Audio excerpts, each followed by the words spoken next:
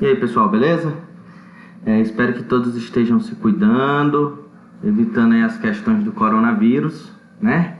Vamos se cuidar, sem pânico. Agora em diante é tomar as medidas possíveis. Mas vamos lá. Eu vou falar um pouco agora sobre como nós precisamos buscar novas formas de alternativas de estudo. Eu trouxe aqui para vocês um tema que é testes psicológicos, né? Esse tema, ele é voltado para vocês conhecerem um pouco mais como é definido os testes. Então, o texto está aí justamente no Classroom de vocês. Avaliação psicológicas e a prática. Vocês podem estar dando uma olhada, ele está lá. Depois eu vou mostrar para vocês aqui. E vamos entrar agora em um tema que traz o seguinte: os tipos de testes psicológicos. Como a gente já viu, os testes eles foram classificados inicialmente como testes, a teoria clássica.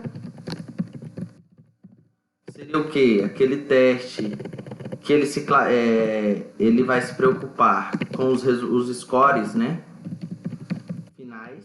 Ou seja, ele não se preocupa com cada item. Diferente da teoria de resposta ao item. Essa teoria ela é uma teoria que, segundo o Pasquale, lá no seu livro de avaliação psicológica, ele destaca que é uma teoria clássica, agora moderna, vamos dizer assim, mas ela não veio para substituir a teoria clássica. A gente viu isso, né, na nossa aula. Então nós vamos falar um pouco sobre as diferenças desse teste. Então assim, existem dois tipos de teste. Eles ficam se baseando nos testes considerados testes psicométricos, né? Ou seja, são aqueles que se baseiam na medida, né? Ou seja, em resultados finais. Eles não têm o uso de um processo de descrição, de interpretação mais subjetiva. Então ele traz o seguinte: se baseiam na teoria da medida, ou seja, em resultados finais, mais especificamente na psicometria, usando números para descrever os fenômenos psicológicos. O que é isso? O teste psicométrico ele vai se utilizar de resultados finais, ou seja, ele está voltado para uma teoria clássica.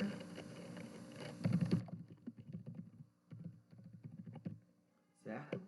Eles vão se preocupar justamente com o processo de resultado, por exemplo, o ISSL, que é o Inventário de Sintomas de Estresse de Lippe. Esse teste ele vai se preocupar com o resultado final. Por exemplo, eles vão dar uma classificação diferenciada dos sintomas e, ao final, o que nós vamos pegar como resultado seria justamente o score. Então, se você deu ali em uma fase de exaustão, nós vamos trabalhar em cima dele, né? Então, eles vão descrever justamente através dos números. Já os testes impressionistas, né, eles ainda que se utilizem de números, ou seja, apesar de nós utilizarmos os resultados, né, eles se fundamentam na descrição linguística. O que seria isso? A fundamentação linguística, ela seria um teste, podemos se dizer assim, mais interpretativo. Ou seja, eu preciso de um processo de interpretação. Eu preciso ter uma descrição linguística sua. A gente pode nomear aqui os testes projetivos. Esses testes projetivos, a gente vai trabalhar com a interpretação de dados. Ou seja, vamos pegar aí o TAT, o teste de apercepção temática. O TAT, ele é um teste. Ele é um teste impressionista, porque eu vou apresentar a vocês algumas lâminas, né? Essas lâminas, vocês irão buscar contar uma história, um enredo sobre cada lâmina, e eu vou utilizar da linguagem de vocês, do que vocês expõem sobre isso.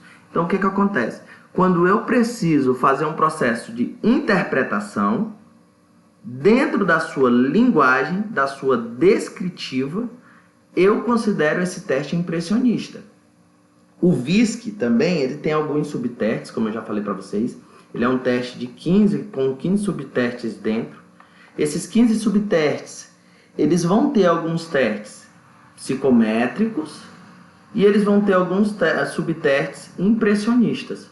Por exemplo, quando eu pergunto para uma criança o que significaria, né, por exemplo, compreensão de palavras.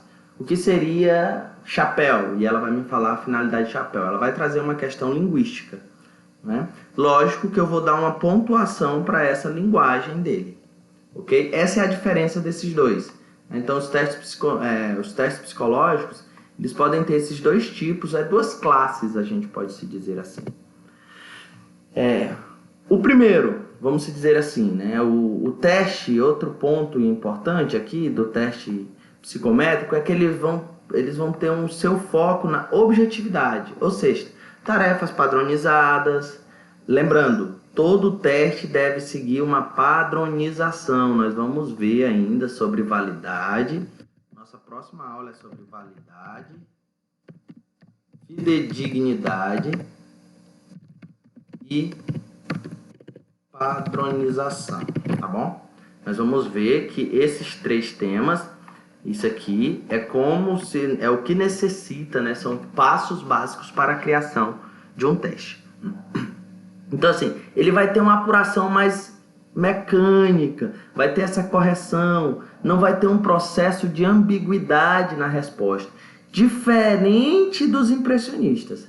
Já que eu trago, por exemplo, senhorita B, se a senhorita B vai me trazer um processo de discurso, vamos pegar o Tati novamente, me fale sobre essa lâmina, e ela começa a descrever a lâmina. É uma moça, vamos pegar a camponesa, é uma das, vamos dizer, uma das lâminas do teste. Ela vai falar, é uma moça, ela está saindo da casa, do campo rural, para buscar uma vida melhor. Ela está me requerendo aí uma resposta livre, porque eu não estou falando para ela o que ela deve responder. Então, essa apuração, ela é um pouco ambígua, tá? O sujeito aos vieses, né, de interpretação do avaliador, ou seja, ele vai me dar essa, vamos dizer, ambiguidade na sua resposta. Lembrando, isso não é o fato de eu ter uma resposta ambígua que o teste não vai ser fidedigno e válido, tá?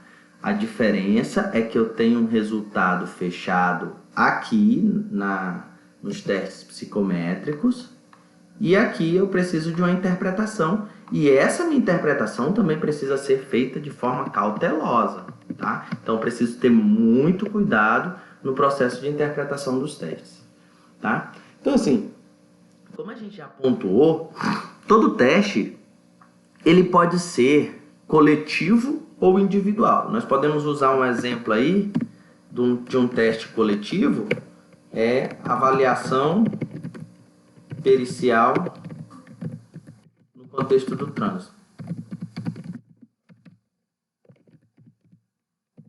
Essa avaliação ela é coletiva, certo? Então eu estou utilizando um grupo de pessoas para avaliar. E eu tenho também a aplicação dos testes individuais. Ou seja, esses testes individuais são aqueles que só está a mente na sala, o avaliador e o avaliando. Tá? Então, a gente tem aí o teste coletivo e individual. E nós temos aí os testes coletivos versus individuais. Por exemplo, os testes coletivos são planejados, devem todos ser planejados, toda a aplicação, basicamente para exame em massa, em comparação aos testes individuais. Tem suas vantagens e desvantagens. Então, assim, todo teste coletivo tem as suas vantagens e tem as suas desvantagens. Um dos pontos positivos que a gente pode destacar é o grande grupo avaliado simultaneamente. Então, como o CONTRAN destaca, né, na avaliação psicológica do trânsito, nós temos uma demanda muito grande para o processo avaliativo no trânsito. Dessa forma, seria muito difícil uma avaliação para atender toda a demanda individual. Então, o que nós fazemos? Nós fazemos essa aplicação em grupo simultaneamente. Tá? Qual é o lado negativo? Carece, né, do examinador estabelecer uma relação com o examinando. Ou seja, fazer o quê? Criar aí o que a gente chama de rapport. Ou seja, eu não consigo criar um vínculo com ele. O rapport, ele pode ser considerado aqui no teste coletivo um dos lados negativos, porque o sujeito, ele vai, só de você estar sendo avaliado já dá uma angústia. Então, isso aqui, para ser aplicado, né, tem a sua vantagem, mas tem a sua desvantagem. Diferente do individual. O individual, quando você faz uma aplicação, você vai ter uma anamnese, você vai ter uma entrevista, como nós já falamos sobre o manual de aplicação, né? Manual realizado e escrito pelo CFP, Conselho Federal de Psicologia, que é o manual de avaliação psicológica.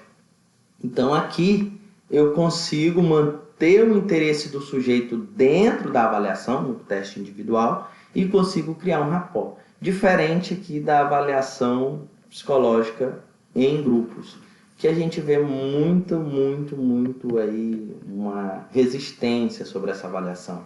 Porque se você perceber, muitas das pessoas elas têm receio, mas não pelo fato do que está sendo avaliado apenas, mas em acreditar muitas das vezes que não há uma eficácia, há uma desmotivação diante dessa avaliação, tá? Beleza? Os testes individuais são quase inevitáveis às observações complementares do comportamento do sujeito. Então, pessoal, quando eu faço uma aplicação de um teste individual, eu consigo fazer aí um dos pontos mais importantes na psicologia, que é o processo de observação. Isso aqui foi escrito lá pelo Sr. Wundt. Vocês podem estar lendo isso aqui no livro História da Psicologia Moderna, de Schultz e Schultz, ou podem estar estudando também História da Psicologia, Rumos e Percursos, né? Que vocês vão ver que ele destaca que dois pontos importantes é a observação e a experimentação. Então, experimentando, né, o processo, os indivíduos estão.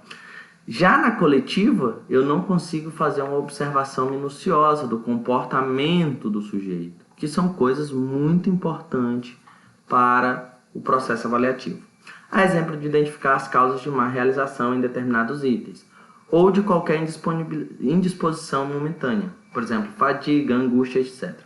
Como eu sempre falo para vocês, dentro de uma avaliação, quando vocês forem aplicar uma avaliação, quem for para a área da avaliação, precisa entender, ou quem já é da avaliação psicológica, precisa entender que a avaliação psicológica ela precisa ter um processo de motivação para a atividade.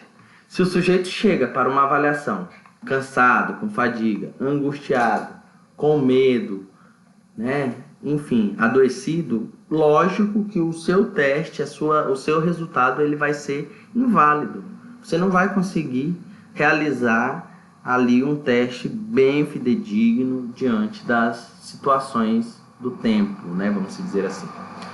Porém, dentro da individual, eu consigo fazer isso. Eu consigo perceber, eu consigo desmarcar, como já aconteceu em algumas avaliações que eu vi, onde o sujeito K chegou para a avaliação psicológica de determinado item de utilização de testes, né? Lembrando, testagem psicológica é diferente de avaliação, tá bom? E ele chegou para uma testagem e ele não estava bem, sentindo algumas dores, então foi cancelada a avaliação e marcado para um outro momento. O que isso pouco pode ser examinado, né, e identificado no teste coletivo.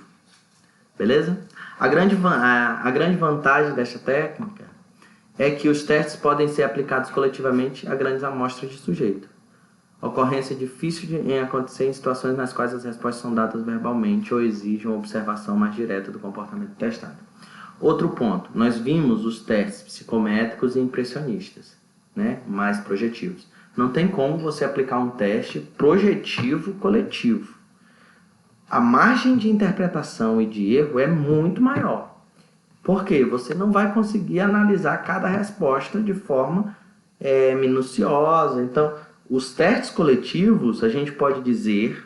Então, vejam bem. Os testes coletivos, né, as avaliações coletivas. As coletivas são mais eficazes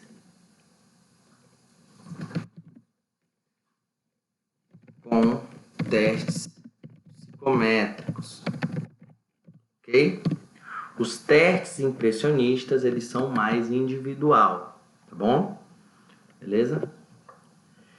E aí o autor, ele destaca algumas categorias dos testes. Primeiro, o teste padronizado, né? E objetivo, que seriam os testes psicométricos, tá bom? Impressionistas, por que que o impressionista tá aqui, gente? Porque ele é padronizado, tá? Ele é padronizado. Lembrando, ele é padronizado. A objetividade está mais para os testes psicométricos. Ele está aqui por causa da padronização. Tá? Os de constructos, né? Ou seja, dos processos psicológicos. Esses daqui, muita gente confunde. Esse teste que é o de constructo, né? Ele vai ser o quê? Vai ser aqueles testes de aptidões, de capacidade intelectual, de desempenho acadêmicos e outros. Tá? Então, esse aqui é uma modalidade específica. E tem a forma de resposta, ou seja, os testes, por exemplo, que os lúdicos, por exemplo, precisa-se de quê? De escritas, de papéis e lápis. As avaliações de psicomotricidade. E tem os testes hoje chamados testes computadorizados, que são aqueles que já são mais de uma pós-modernidade dentro do computador. Então, assim, nós podemos categorizar os testes em 3. Objetivos e padronizados, testes psicométricos e impressionistas. Lembrando que objetivo, né, com objetividade nós temos o teste psicométrico, que ele vai me dar um resultado X, sem modificação e muita interpretação ambígua. E nós temos e também padronizado. E nós temos os impressionistas, que são padronizados. Os de constructos, né, que medem, vamos dizer assim, mas nós vamos utilizar só os constructos. Eles vão avaliar os processos psicológicos, emocionais, enfim, psicomotricidade, né? Psicomotricidade não, intelectuais, cognitivos, que são os testes de aptidões, teste de desempenho acadêmico, né? O de aptidão, por exemplo, as pessoas que passam por um processo avaliativo para Olimpíadas, eles passam por alguma categoria de construto para saber a sua aptidão para determinada atividade. E os de formas de resposta, que seriam aqueles mais lúdicos, que precisam de papel, caneta, né? Enfim, e de psicomotricidade, tá? Ok? A gente pode falar aqui também das condições de aplicação dos testes. Pessoal, isso é muito, muito importante, porque assim, a forma que você cria o ambiente, a forma que você cria o processo, ele é de suma importância para o processo avaliativo, beleza? Então assim, quando eu for iniciar essa atividade, seja em qual área da psicologia eu for realizar, eu devo realizar esta técnica que se ajusta ao meu papel de oferecer as condições psicológicas favoráveis ao manejo da assistência individual do grupo, ou seja, o rapport.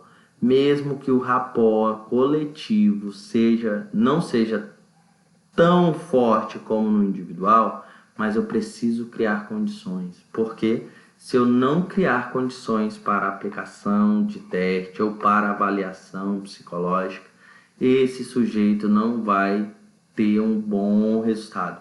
Ele vai criar uma resistência com você, então ele não vai, muitas das vezes ele vai perguntar o porquê daquela avaliação, você vai falar para ele.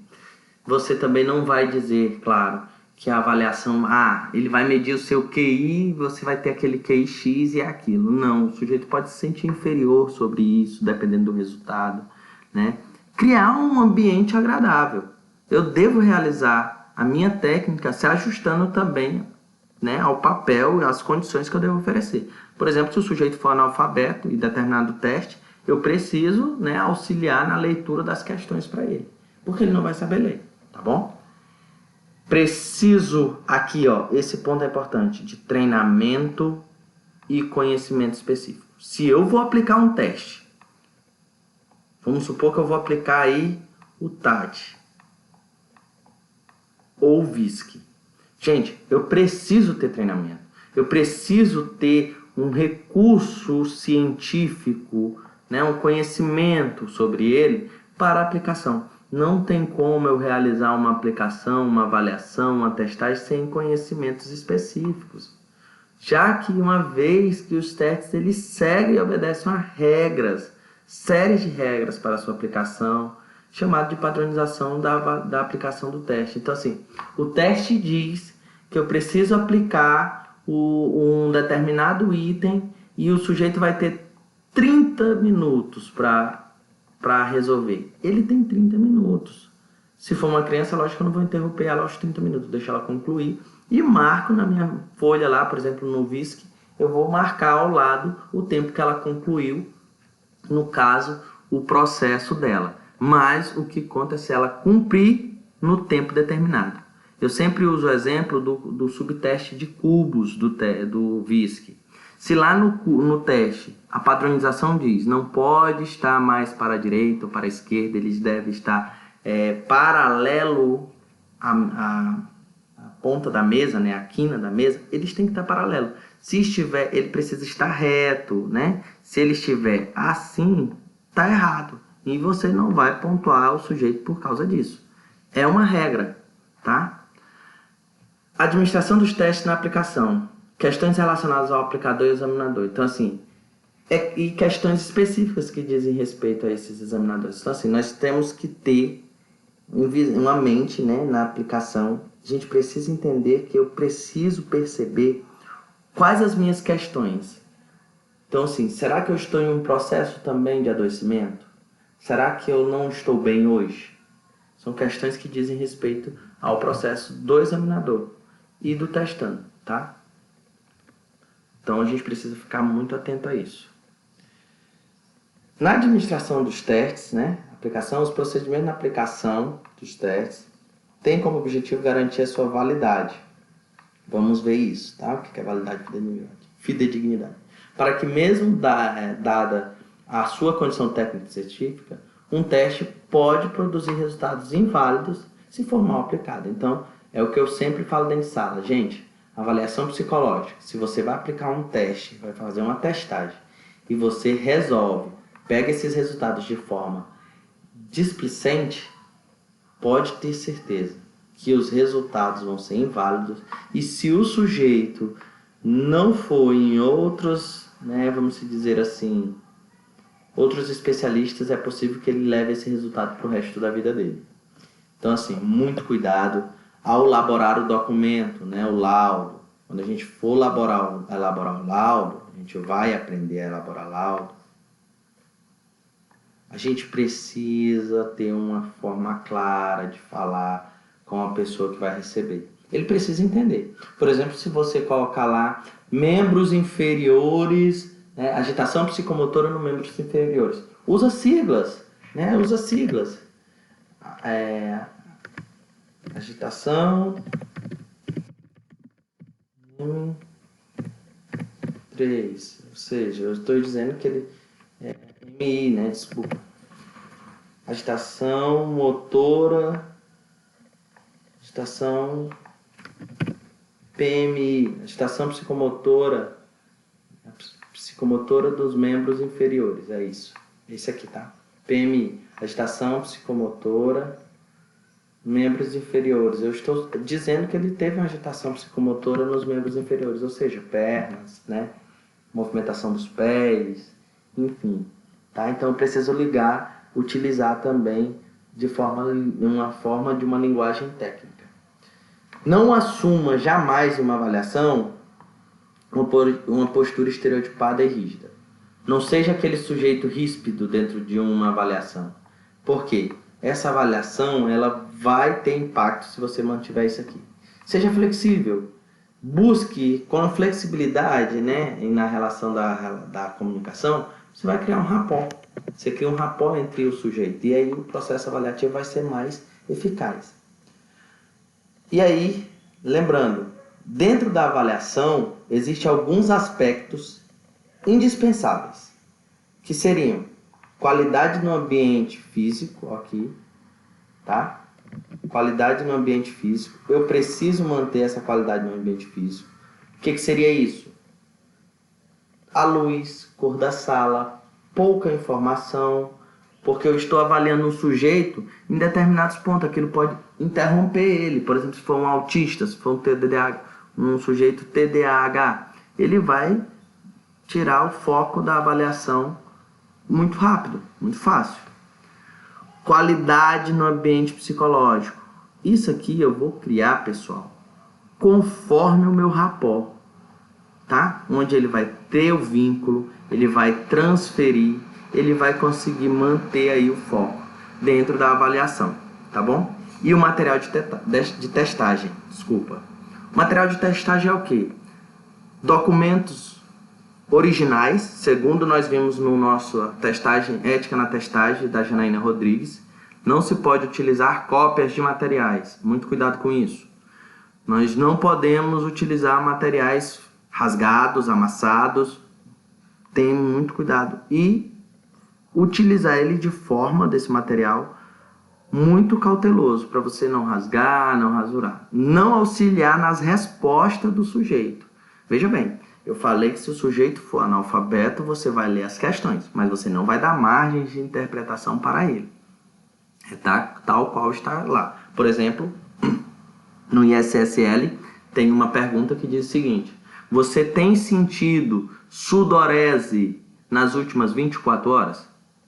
Lá, tem lá. Sintomas apresentados nas últimas 24 horas. Aí tem lá, sudorese. Ele vai dizer se ele tem ou não. Você só vai ler sudorese. Professor, doutor Paulo, eu não sei o que é sudorese. Aí você vai falar, não, é transpiração, suor, entendeu? Você vai falar sobre isso. Você vai dar explicação do que é, mas você não vai falar para ele marcar ou não. Você vai só falar, sudorese é suor, é transpiração. Palpitações, né? Taquicardíacos. Você vai explicar. Diminuição da libido, diminuição da energia sexual, diminuição da libido sexual, diminuição da energia sexual. Né? Então você vai retirar essa linguagem mais técnica e utilizar uma linguagem, né, mais ao nível da escolaridade do sujeito. Lembrando, aqui a gente acabou de falar sobre, né, realizar ajustamento nessa técnica, tá bom? Então nós precisamos ter, olha só, no processo de aplicação levam-se em consideração alguns aspectos indispensáveis, que seriam, para essa realização satisfatória, qualidade do ambiente físico, ou seja, um ambiente limpo, climatizado, não tão frio nem tão quente, qualidade no ambiente psicológico e qualidade aí dos materiais de testagem. Tá? Então aqui tem, qualidade do ambiente físico, todas as estruturas do ambiente físico devem colocar o testando favorável à disposição de reação. Por exemplo, você vai perguntar, tá frio, você quer que aumente a temperatura ou abaixe, para ele se sentir confortável. Qualidade do ambiente psicológico. O psicólogo deve atenuar o nível de ansiedade dos examinandos e um mínimo possível através do rapport. Verificar se o examinando apresenta alguma dificuldade de esclarecer de forma compreensível para o testando, né? Ou seja, você esclarecer para ele determinados pontos, o rapport aí que eu falei, passar as informações de forma clara, sem preguiça. E não ficar, por exemplo, você está fazendo uma testagem e ficar mexendo no celular. Não. Fique voltado 100% para a testagem. Tá? E material da testagem, todo material que será utilizado no processo de aplicação deve constar na... isso aqui é importante. Se você vai aplicar para 25 pessoas, leve 26 ou até 29, vamos colocar assim. Porque dentro desse material aqui, dos 25, possa ocorrer que não tenha algum rasgado, furado, amassado, ilegível, e você faz a troca. Então leve sempre a mais do material, tá? Pessoal, 30 minutos aí de aula, né? Vamos dizer assim. Depois a gente vai trabalhar as questões relacionadas ao examinador ou examinando, vamos trabalhar as questões relacionadas ao aplicador ou examinador, né? A gente vai falar das condições técnicas do aplicador. A gente vai falar sobre isso depois, mas eu quero que vocês estudem esse processo. O texto está no Classroom, tá? Procurem aí, tá? E é isso, ok?